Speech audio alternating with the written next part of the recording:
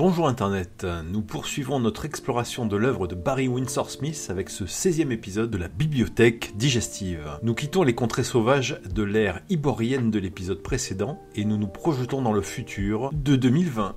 Attends, quoi ? Et voici maintenant ma seconde rencontre avec ce dessinateur de légende dont le style m'avait déjà particulièrement bouleversé dans l'album Conan, Les Clous Rouges chez Haredi, et qui au détour d'une mini-série Marvel mineure, loin des poids lourds de l'époque comme Spider-Man ou les X-Men, sorti en France en 1986, a fini d'enfoncer le clou pour me faire comprendre que j'assistais à l'avènement d'un artiste majeur de l'industrie des comics américains. Je vous présente le récit complet Marvel Machine Man par Tom DeFalco, Herb Trimpe et Barry Windsor Smith, avec des bouts d'Iron Man dedans. Après avoir squatté les bureaux de Marvel pendant l'été 1968 pour obtenir son premier boulot de dessinateur, Barry Smith est obligé de quitter le territoire américain, mais il continue malgré cela à bosser à distance. J'ai travaillé tout le reste de 1968 sans permis de travail. Le gouvernement n'était pas vraiment d'accord, ça a pris plusieurs années pour régulariser toute la paperasserie et j'ai pu revenir aux États-Unis en 1971, je crois. Il trouve alors sa place à la Marvel, grâce notamment à son run sur Conan the Barbarian. J'en ai parlé dans l'épisode précédent sur Conan Raid Nails. L'année 1974 marque un tournant dans la vie de Barry Smith. Il obtient le statut de résident américain, il transforme son nom d'artiste en Barry Windsor Smith, en rajoutant Windsor, le nom de jeune fille de sa mère, et décide de quitter une carrière prometteuse dans le monde des comics pour assouvir sa passion des beaux-arts. Inspiré par les peintres pré-raphaélites tels que Edward Burne-Jones et Dante Gabriel Rossetti, influence dont il avait déjà commencé à insuffler certaines de ses histoires, notamment Conan Red Nails, il produit de nombreuses illustrations et peintures qui seront regroupées au sein de The Gorblimé Press, la société qu'il vient de créer. En 1975, toujours épris de liberté, il fonde The Studio à Manhattan avec Jeff Catherine Jones, Michael Kaluta et Bernie Wrightson, trois autres dessinateurs désireux de s'affranchir des contraintes commerciales des comic books afin de pouvoir créer des œuvres plus personnelles. Les travaux de ces quatre artistes ont été collectés dans un magnifique bouquin et publiés en 1979. Il entame les années 80 en apparaissant dans le film La main du cauchemar réalisé par Oliver Stone en 1980 dans le rôle de La main du cauchemar, ou plutôt celle de Michael Caine, un dessinateur qui la perd, sa main, dans un accident. On peut donc voir sa main en train de dessiner une histoire créée spécialement pour le film, intitulée Mandro. Oliver Stone, qui est également le scénariste du film Conan le Barbare, réalisé par John Milius, explique le choix de Barry Windsor Smith pour réaliser les dessins dans ce film. J'ai toujours été un fan de son travail. Je pense que je suis tombé amoureux de sa version de Conan avant même d'avoir lu les bouquins de Howard. Il a fait plus pour ce comic que n'importe qui, puisque l'illustrateur, dans le film, dessinait un personnage du type de Conan. Barry était le choix logique. Curieusement, Barry est anglais, tout comme Michael, et ils avaient tous les deux les cheveux blonds. Quand ils se sont rencontrés pour la première fois, ils ont découvert qu'ils faisaient tous les deux 1m88 et qu'ils avaient le même humour typique de la banlieue de Londres. Les ressemblances étaient assez incroyables. Pour Barry Windsor Smith, cette aventure cinématographique arrive à un moment de sa vie où il est perdu, fauché, sans revenu fixe, payant son loyer en vendant quelques originaux. La ferveur artistique qui bouillonnait en lui s'est diluée dans les contraintes économiques. Cette expérience agit comme un révélateur, un moment de lucidité dans l'esprit de Barry Windsor Smith. Il décide de se remettre à dessiner des comics. La raison pour laquelle je suis retourné vers les comics, c'est à cause de La main du cauchemar. Comme beaucoup d'autres dessinateurs, j'ai toujours eu le désir de devenir un réalisateur de films, parce que c'est sacrément plus facile que d'écrire et dessiner des comics. Et d'être là, à Hollywood, avec Oliver et tout ce bazar, je me suis dit, bon Dieu, c'est encore plus exténuant que Marvel Comics. Et je ne pensais pas que ça pouvait arriver. Donc, totale désillusion pour moi. Il reprend contact avec un de ses bons amis à l'époque où il bossait à Marvel, le dessinateur Herb Trimpe, qui a débuté les comics à la même époque, en 1967-68, et dont l'épouse Linda Fight est l'ancienne secrétaire de Stan Lee qui a reçu ses premiers dessins, envoyés par la poste depuis l'Angleterre. J'en parle dans l'épisode précédent, si vous vous rappelez. Herb Trimpe, qui est aussi connu pour avoir dessiné la première apparition de Wolverine dans Hulk numéro 180. Fin de l'aparté sur Herb Trimpe.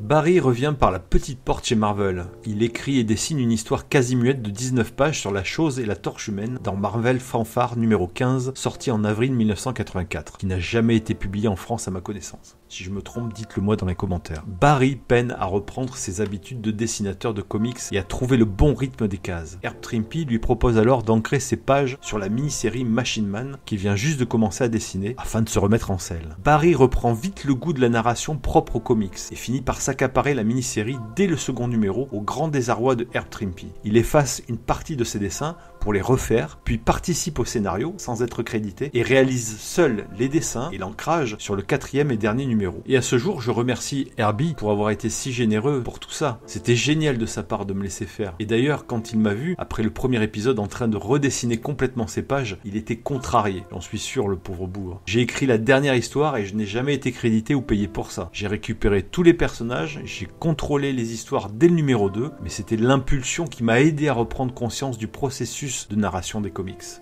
Machine Man est un personnage de seconde zone créé par Jack Kirby pour Marvel en 1977. Il est né dans les pages de 2001, A Space Odyssey, basé sur les concepts du film MGM de Stanley Kubrick et Arthur C. Clarke. Oui, c'est l'accroche du comics.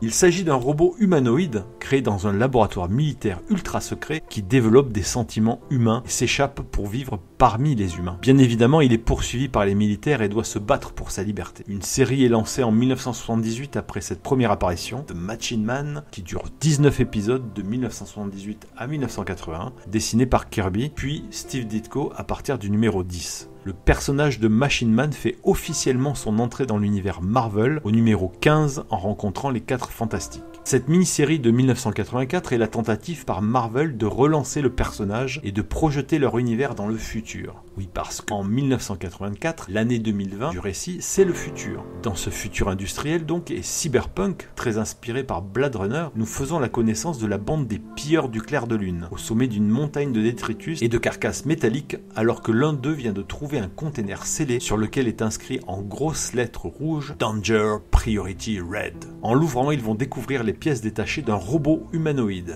Oui, c'est bien Machine Man. Malheureusement pour la petite bande de pilleurs, ce container a été jeté par erreur par Banetronics. Il a été déclaré comme périmé, vu qu'il prenait la poussière dans leur hangar depuis des décennies, et l'actionnaire principal, Sunset Banes, qui semble avoir un lien avec ce Machine Man, envoie des robots armés pour le récupérer.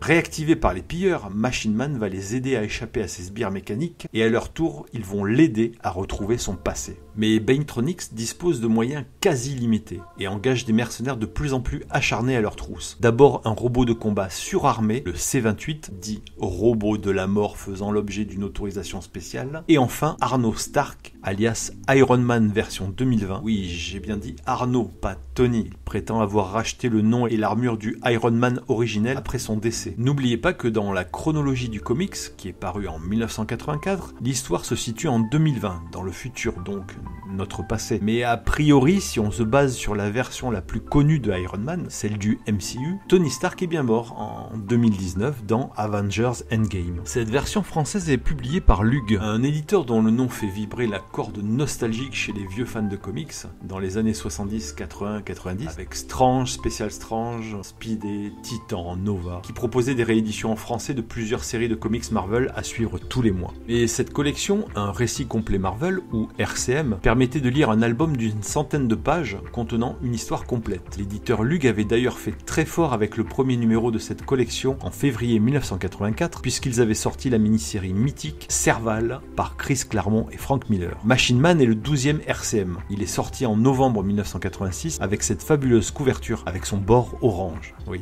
Dos carré, collé, couverture souple, format comics, trad paperback comme disent les Américains, 96 pages tout en couleur. A priori, cette histoire n'a jamais été rééditée en français à ce jour. C'est une histoire sans prétention avec un personnage très secondaire de l'univers Marvel, même si c'est une création du grand Jack Kirby. Bon, il en a créé un paquet aussi des personnages. Mais chaque épisode amène son lot de rebondissements. On s'attache aux différents protagonistes même s'ils sont purement fonctionnels. Et l'action est bien rythmée. L'intensité va crescendo en mettant chaque fois des adversaires de plus en plus coriaces et de plus en plus humains. Le dernier combat contre Iron Man résume bien l'intention de départ. Une machine qui contient une part d'humanité contre un humain qui se cache à l'intérieur d'une machine.